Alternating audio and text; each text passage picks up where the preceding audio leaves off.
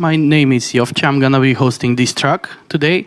So welcome, everybody. I would kindly ask you to remind you to use Slido for questions and hashtag DevTernity3. That's for this track. And I'm going to kindly ask you to give us your votes because they really mean for us. And with that, I'm not going to take any more time. Please welcome Mr. Nick Jackson and enjoy.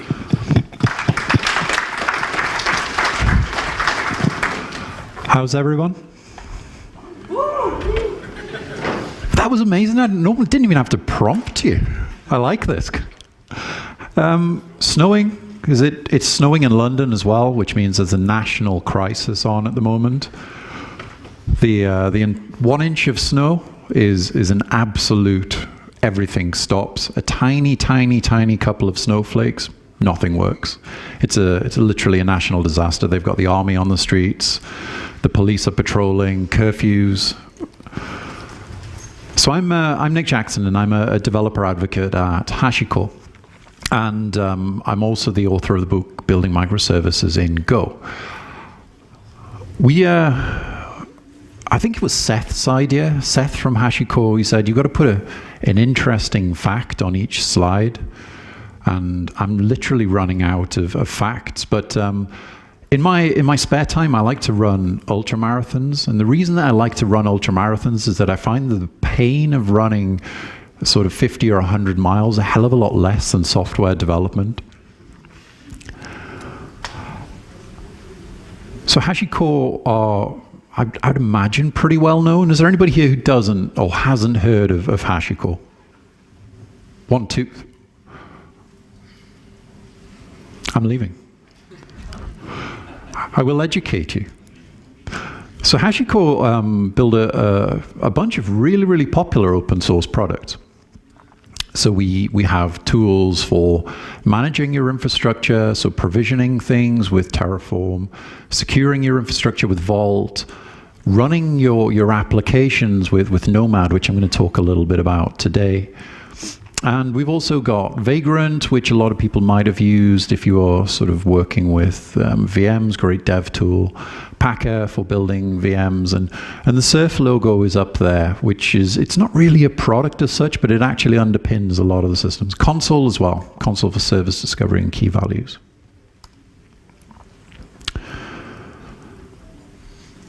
So let's have a quick look. So we're going to talk about Nomad. What I'm going to talk about is how you can use Nomad to schedule applications. So a lot of people are probably familiar with Kubernetes. How many Kubernetes users? So quite a few. And how many people are using just Docker containers in general? Quite mostly. And so what about Nomad? Any Nomad users? 1. You're my friend. You're my favorite.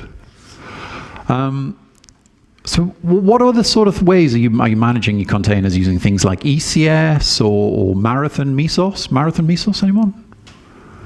Couple? So Nomad is sort of came out around about the same time as Kubernetes. And one of the things that we tried to do with it is to concentrate around operational simplicity. So obviously as a tool, it had to integrate really well with the other HashiCorp products. But it had to be simple to operate. It had to be simple to run because we realized that when you're sort of managing infrastructure, you don't have years and years to be able to learn how to use a product. And you certainly don't have time to kind of have to manhandle it when it goes wrong. So you want to be able to work with a system that's super simple to get up and running, really easy to deploy. And it does one thing, and it does one thing well, and that's schedule. So that was the kind of the core principles around Nomad. So I've got a little demo for you today, and what I've done is, rather than just talk about Nomad, I thought I'd build an application to run on a Nomad cluster that I've built, which kind of demonstrates some of the features. So we have Selfie Drone. So Selfie Drone is well, the world needs more selfies. And anybody used a selfie stick? Nobody. You're all lying. Come on. There's a couple, yeah. Who takes selfies? Everybody takes selfies. selfies are too much pain. What we need is an IoT drone that'll be able to take selfies and automatically put them on Twitter, because the world needs more IoT, it needs more drones, and it needs more selfies. But actually, the application itself has built up a bunch of different component parts, which I can kind of use to demonstrate some of the facets of Nomad. So this is what we've kind of set up. So this is kind of a traditional sort of AWS-based cluster. So when we're using Nomad, we're generally going to pair it to Consul, because Consul is really useful for service discovery. So what I'll set up is I've got two auto-scaling groups. I've got an auto-scaling group for my Nomad servers, and I've got an auto-scaling group for my Nomad agents. And I'll get into more detail about what those two things are. And what I'm also doing is I'm running my Consul server on the same VM that I'm running my Nomad server, because I don't have a great deal of load. Of course, you can split them up, but this is just simplicity. And then I've got an application load balancer, which sits in front of that and points at my Nomad cluster. So Consul. So I'm here to talk about Nomad, but I'm talking about Consul. But I think Consul's really, really useful. And it's a perfect complement to Nomad, because when you start deploying your microservices, generally one of the first things you find is that you kind of need service discovery. You need things like health checks. You need to work out a way of how to manage your configuration. And if you're sort of managing secrets and you're using something like Vault, you need a backend for Vault as well. So Consul's a super lightweight, highly available, distributed key value store, and also service catalog. So the way that it works is that you have a long-running process on each node. So the kind of the nodes I mentioned earlier, that we've got this concept of client and we've got this concept of server. So the servers are the things that are actually sort of holding the state. They're the things that are doing the work. And the clients are the things that interact to that server. Now, both client and server nodes have got built-in HTTP API, so you can sort of interact with them that way. But they've also got a built-in DNS server. So if you're kind of in your migration around service discovery, being able to use DNS SRV records is actually a really, really nice way forward. Also, if you've got some legacy applications where you need that sort of compatibility, being able, again, to use that inbuilt DNS server in Consul is super useful. So you don't actually talk to sort of Consul server directly. What you do is you talk to Consul server via the agent. And that's an important concept to sort of get right. But you basically make sure you've got a Consul agent running wherever you've got a process that needs to talk to the server, because the agent is capable of managing the load balancing and the various different service discovery mechanisms to the Consul cluster for you. And so Consul is at heart uses a gossip-based protocol. And the same protocol that Nomad uses, and it's based on our Surf application. So Surf is a swim-based protocol, and as you can see there, I've handily put a note to myself to give you a definition of swim. But what actually it's doing is it's about sort of fault tolerance. So it's an algorithm which is about managing a cluster of nodes and ensuring that they're all available. And we use the gossip for the membership information, so the cluster knows who's part of the membership, so that the agents know where the servers are. And we use it, more importantly, for distributed health checking. And this way, by using distributed health checking in Consul, so the agent itself is actually performing the health checks of your registered services in your cluster. It takes the load away from the Consul server itself, and it allows it to run a much sort of smaller number of nodes in the server.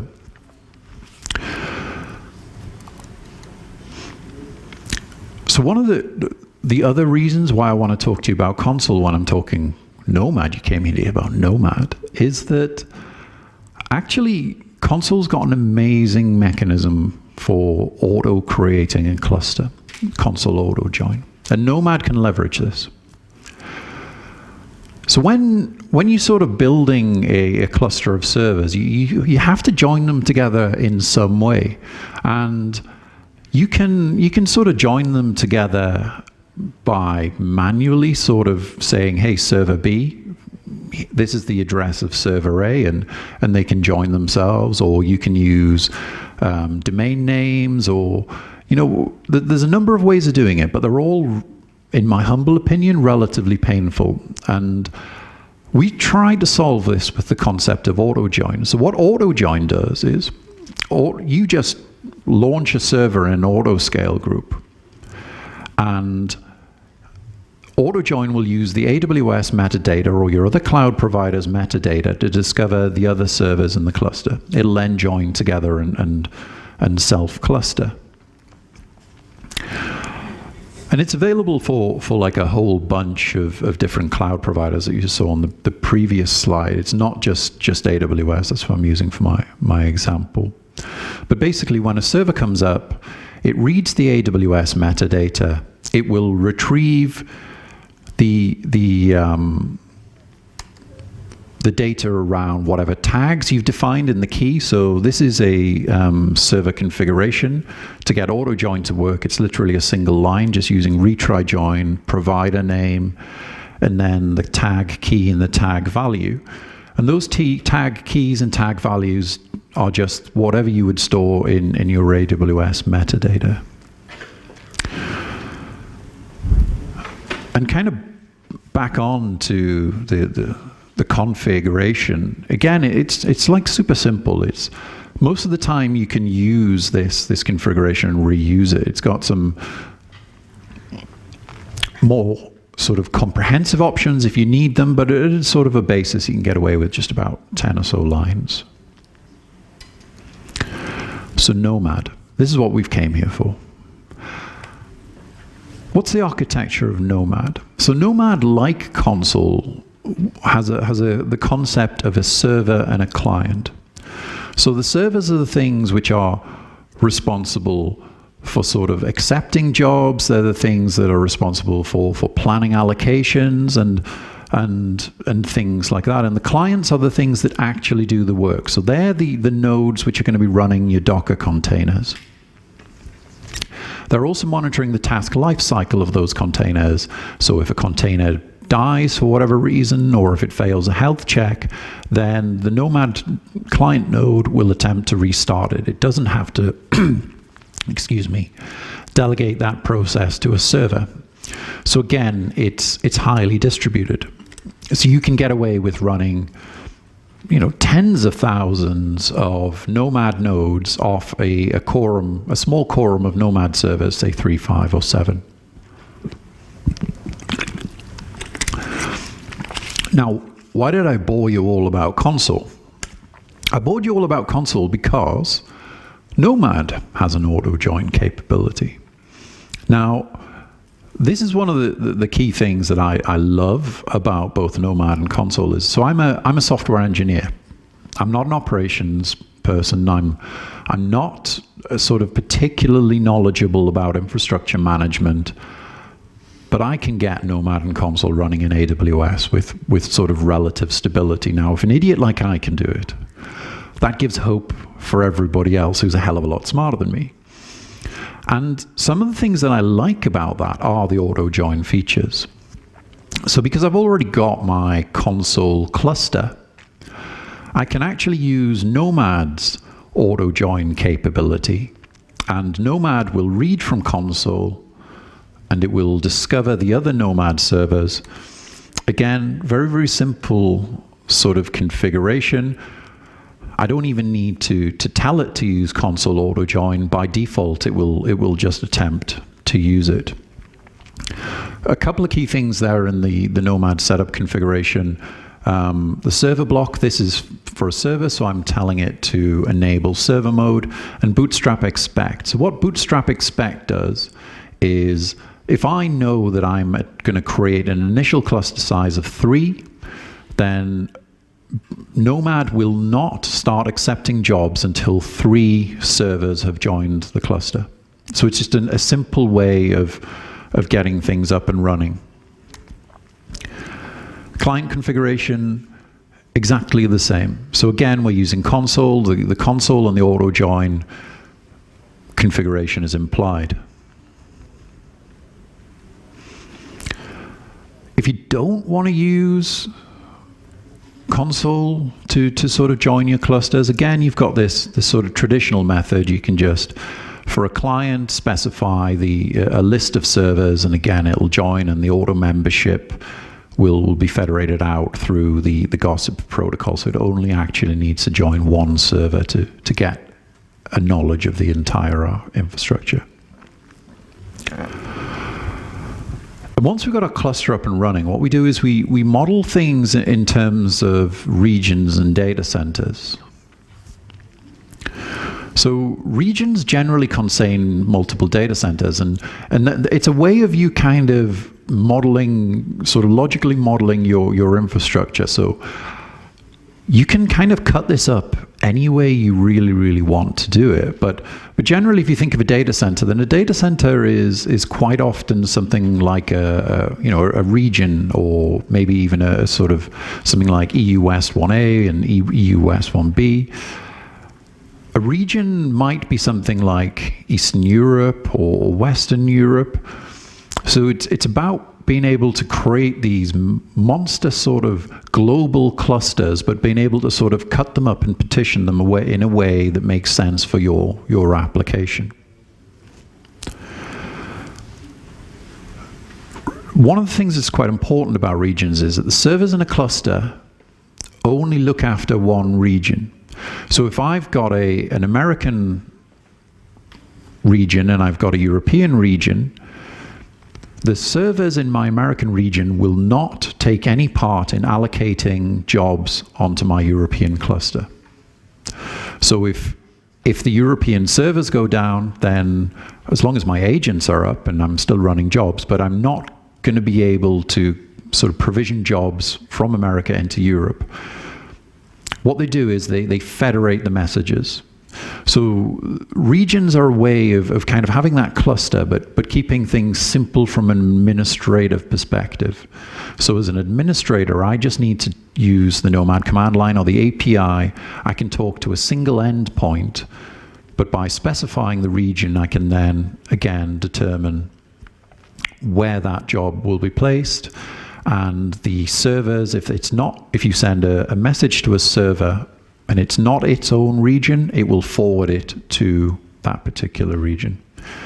The other thing that's important is, at the moment, data is not replicated between regions. So again, the two regions are independent clusters.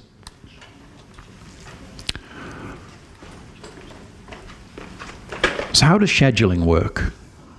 So you've got sort of 4 primary elements when it comes to scheduling a job in Nomad. You've got an evaluation, you've got allocations, nodes, and you've got jobs. So jobs are the things that you submit. They contain the sort of the applications that you want to run. They're the desired state. And a task is a sort of something inside of a job. And when we look at the configuration a little bit later, you'll see that you can actually define multiple tasks in a single job file. So the allocations, that's a mapping of a task to a particular client node. And the whole process is somewhat like this. So when do you create an evaluation? An evaluation is created whenever state changes. So that could be that you run a job that's going to change an existing state, where it's going to maybe add a new set of tasks. It can also be when a node fails. So if a node fails, the Nomad server will automatically rerun an evaluation to try and reallocate those containers that were running on the fail node elsewhere in the cluster.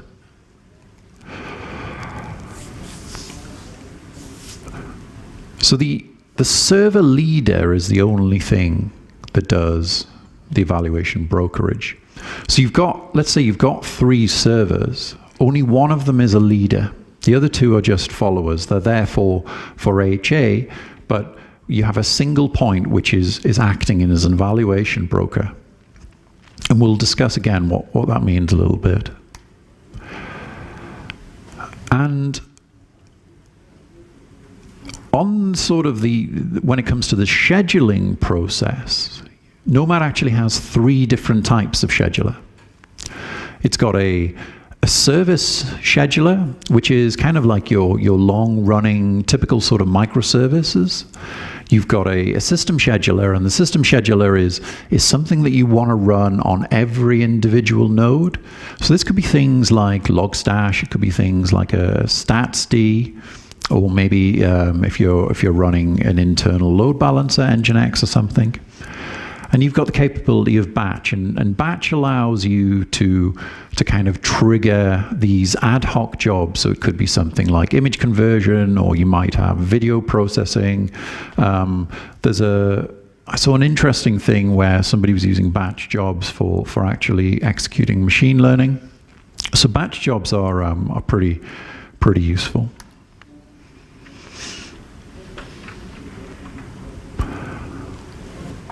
So what is the process overview of scheduling?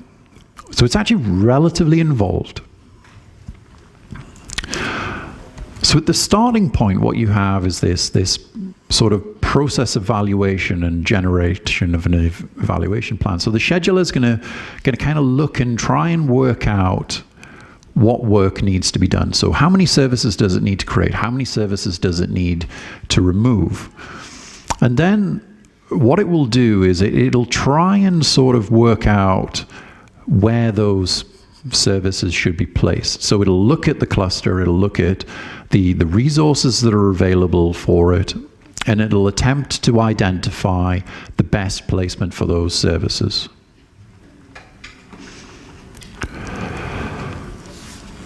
So it does this in a kind of a 2-step process. So it does the sort of the feasibility checking.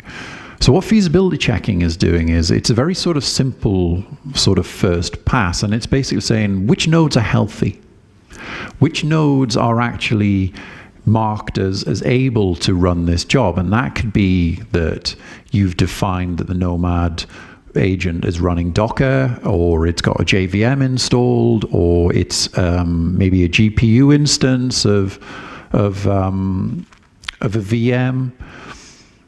And then the sort of the ranking is the bin packing step. So it's going to look and it's going to try and work out a placement based on, if I'm saying I want to put a 128 megabyte container, which node is best placed, which meets the constraints, so that I can sort of pack things in as tightly as possible, because that's going to lower your resource utilization. You want to get your bin packing as close as possible, because remember, with all schedulers, when you sort of put a constraint around CPU or memory, you're actually saying you can use a maximum of this amount, and then the node has that amount allocated to it.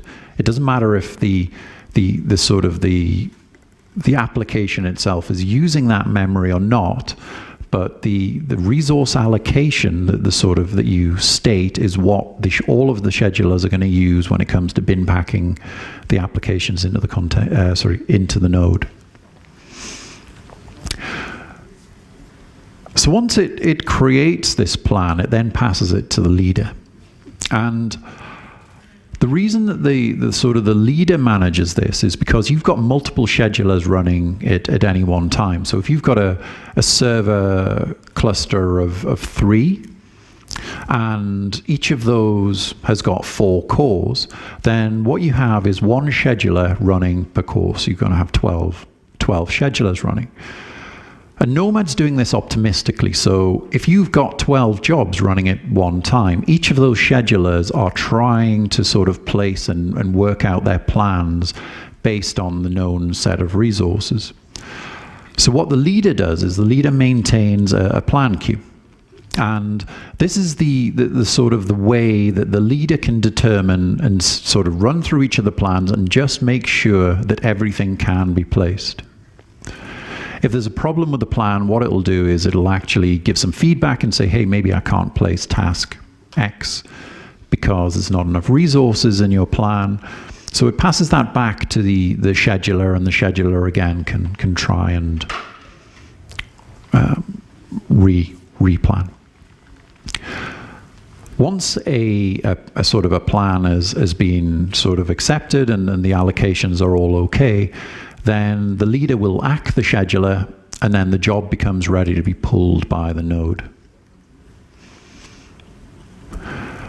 So just have a quick look at some sort of job files in Nomad. So if you've used Terraform before, you'll be familiar with the HCL, HashiCorp configuration language. So Nomad uses HCL as well for defining configuration. We find it's the right balance between machine parsable and human sort of readable and editable. So at a very sort of top level, you've got this sort of job element, and then this, you can have multiple tasks, and you can define your data centers. Now, if we look at a task, again, I can specify attributes for sort of configuration. So I can say I want to use a Docker driver, and this is the image. This is like the simplest way you can do it. And then I allocate resources, and the resources are, again, they're what's going to be used by the planning and allocation. So if you have a Go binary, which uses 2 meg of RAM on average, don't go allocating it 2 gig of RAM in your job file, because then that's going to leave a whole bunch of dead space. So you've got to try, and this is not a Nomad thing, it's the same with all schedulers. It's about trying to find those sensible levels. And what you can do, though, is you can specify a group. So I can say, well, I need to group a set of tasks together. So I want to have a database, and I want to have an application front end. And those two containers need to be placed on the same node. So by using a group, what you can define in your job files is exactly that. So when Nomad comes to sort of working out the allocation and placements, it will make sure that those two tasks are allocated to exactly the same node. And constraints are a way of determining which node things get allocated to. So I can determine things like the sort of the kernel version. I could be running a hybrid cluster where I've got some Windows nodes as well as some Linux nodes. I can actually run Nomad on ARM and things like Raspberry Pi. So again, I can allocate and sort of control the constraints based on all of those metadata. There's a whole bunch of other stuff. It's way too much to list, but you can do things like Aws Instance Type. So again, if I'm running a particular, I want to allocate a task to a GPU instance. Again, Nomad's aware of this, and you can define this in the job file as a constraint. And again, just validating why I spent 5 minutes talking about console, service discovery. And one of the nice things about Nomad is the way that it works with console and it works with service discovery. So in your job file, you can specify that a job needs to be monitored for health checks. An application needs to be monitored for health checks, and it'll be registered in console's service catalog. Again, very simple stanza block. You can specify the check. This example is just using a TCP-based check, which will literally just try and make a connection. But you can do HTTP with status codes, response evaluation, or if you've got something a little bit more complicated, you can actually just use bash files or script files, application execution. Exactly the same features that the console uses. And another super useful thing are artifacts. So an artifact allows you to download, and it could be an application, before you before you schedule and run it. And you can download from sort of S3 and again pass your credentials. And when you use artifacts are really useful when they're sort of built together with templates. And templates use console template underneath, if anybody's familiar with it, but it allows you to kind of define your config files. So you can either use a file which comes from an artifact, or you can inline it. So if your application has startup configuration, you can use a template to be able to control that. Because again, it's linking to console for this, the key values store. If you're using that, then it'll also sig up your application, or it'll sig term it, or whatever you want whenever that changes. And again, because it's console template, it can use Vault. Rolling updates. Everybody needs rolling updates. Again, very, very simple stanza block. And I encourage sort of everybody to sort of plow through the documentation to have a look at this. But you can configure the amount of applications which are updated at one time, the intervals. You can also do canary-based updates where you will actually add new allocations to the cluster, and you have to manually sort of approve that those new instances are healthy before Nomad will actually start bringing everything up to full scale. And sort of manually approving a canary update you can do through the command line. Or if you want to integrate things into your CI pipeline, if you want to integrate things into your logging and monitoring, you can also use the API. I'm rushing because I want to get to the demo. Vault integration, again, we can define that Nomad will request a token from Vault, which for a particular policy, and then you can store that as, it'll pass that as an environment variable to your application, so your application can then use Vault. Or again, if you're using templates, you can do things like configuring TLS, so Vault can automatically generate you certificates and keys, and that will automatically get passed through from Nomad. And we've got 8 minutes for a quick demo. All right, so we got selfie drone. And here is selfie drone. I just plug it in. So what selfie drone does in terms of the way that it sort of works is that it doesn't have a publicly discoverable sort of IP address. So we need a way of it communicating with our cluster, because in our cluster we've got capabilities like face detection, we've got capabilities like being able to tweet and upload images, and we've got a live stream. So how we're going to manage this is we're going to run a pub sub queue. So in this instance, it's NAT streaming, which I'm a big fan of. So we have NAT streaming. We've got console for our service discovery.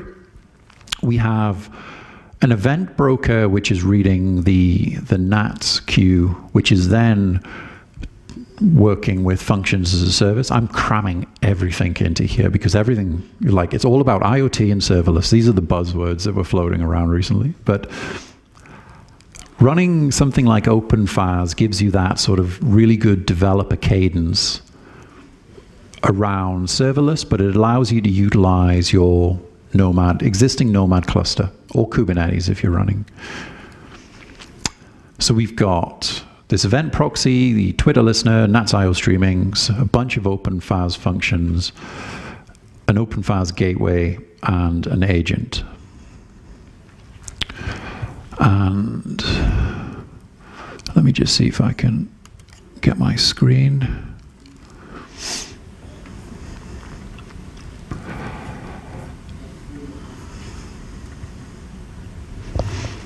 Awesome. So Nomad will run with a UI. So you get this out of the box, and it's read only. It's a really nice way of kind of interrogating what's going on. You can kind of see the state of your jobs and other bits and pieces.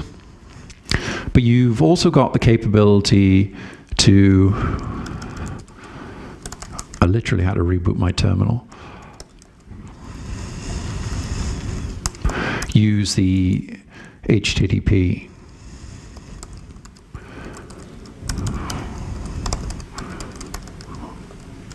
And I just need to set my environment variable.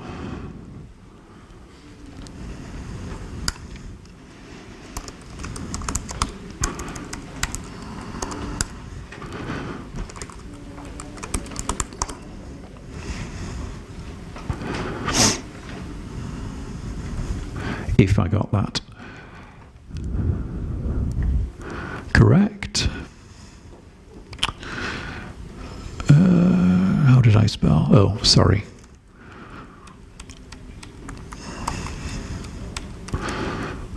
I got my environment variable wrong. Nomad address. Okay, key. So we can see these are my services which I've got running. And again, I can sort of interrogate those. I can use those, however, the sort of the command line tool to interact with the cluster. Or I can use something like sort of Terraform if I'm doing something like that.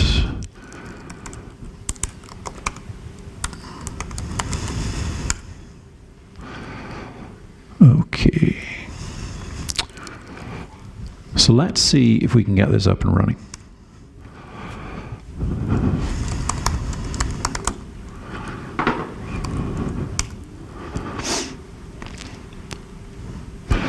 So I've just connected to the drone, and the drone's connected up to the Nomad cluster. So if I use the drone control, selfie drone, and I connect to that, we can see from the log output that the little Raspberry Pi is connected to the drone. So it's sent a message from Nomad to Bluetooth on the drone. And that's relieving. So then we can, again, we're sending the messages through the Nomad server to the drone. We've got a bunch of commands. So let me see if I can get a good selfie. Again, you can see the sort of the live stream there. This is the messages which are being passed to Nomad. And will it do it? If I ask it to take a picture.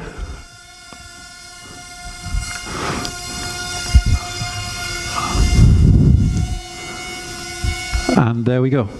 Selfie drone has sent the picture, it's uploaded it to the Nomad cluster, the event listeners picked up the event, and it's then called an OpenFaz function, which is sent our tweet, all running on our Nomad cluster. So if I just turn this thing around,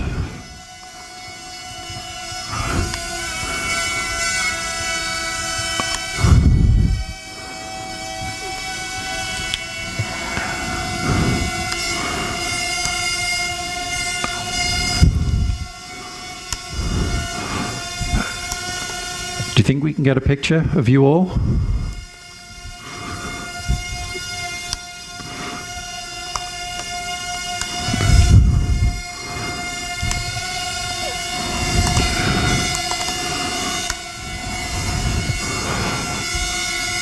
And And again, it's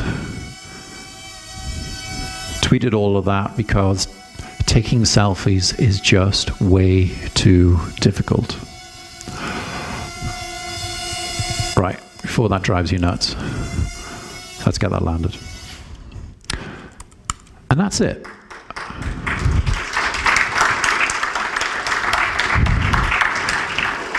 So you've got a bit of a theory about sort of how Nomad works, but you can see also how easy it is to build these sort of highly distributed, highly scalable systems on top of it.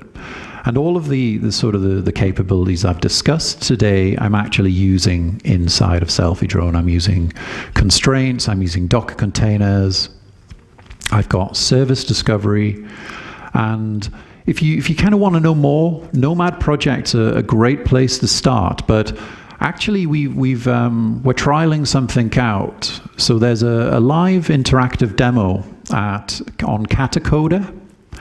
So you can actually go on Catacoda. Let me see if I can get that up. And you can actually interact with a Nomad cluster that exists there. So if I go to start my scenario, you can actually see I've got, once it starts, a Nomad cluster running there. So it's a great way you can kind of have a little play around with Nomad. So check that out. And you can see there running a job. So it's a simple cluster. If you're interested in running your own sort of private functions as a service, because maybe you can't use Lambda, or maybe there's some processes that Lambda or Google Functions or something like doesn't support, I really recommend checking out OpenFAS. Again, compatible with Nomad, Kubernetes, Docker Swarm, a whole bunch of different things. If you want to try spinning up your own Nomad cluster, there's a couple of Terraform modules in the Terraform module registry. The one I always use, which I wrote myself because it's just a kind of a bare bones simple playground, is linked up there as well. And thank you. Any questions? So there is one question in Slido that I can see. So the question is, what is the difference between Nomad and Kubernetes? Kubernetes, yeah. Yeah. Well, they're both schedulers. So again, what Nomad does is Nomad does one thing. So Nomad won't do load balancing for you. It won't interact with your cloud sort of infrastructure and architecture. It does one thing, and one thing well, and that's its primary design purpose, which is scheduling and running applications.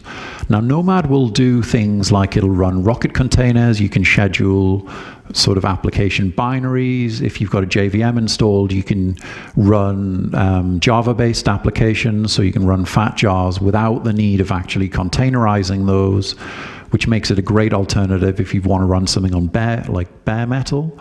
And again, I think the other thing is it's about that operational simplicity. So I'm a fan of Kubernetes. Don't get me wrong. I'm not in any way dissing it, but you should be able to get a Nomad cluster up and running and operational in a matter of, well, let's say, I'd be optimistic and say days, but let's say weeks. Whereas running something like Kubernetes, learning how to use it and how to operate it in production might take you a little bit longer. But that's the predominant sort of difference. Okay, any other question maybe?